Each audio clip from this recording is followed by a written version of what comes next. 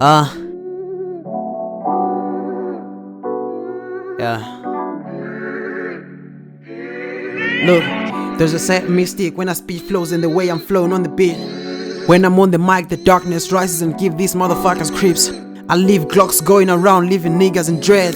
I'm turning this into circumcision cause I'm allergic to these dickheads. I catch niggas sleeping, that's when they blast off like spaceship. Don't mess with me if you know you can catch me moving on some lame shit.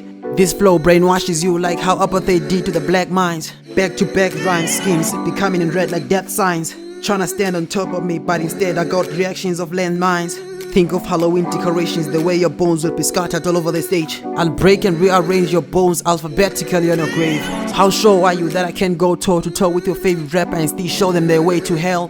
Didn't have a sip on that alcoholic drink, I wonder why am I squiffy, but all is well.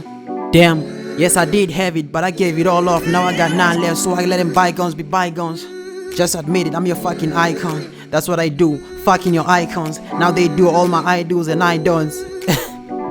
Fuck those. Look, you better listen to this cause it'll leave you cheerful.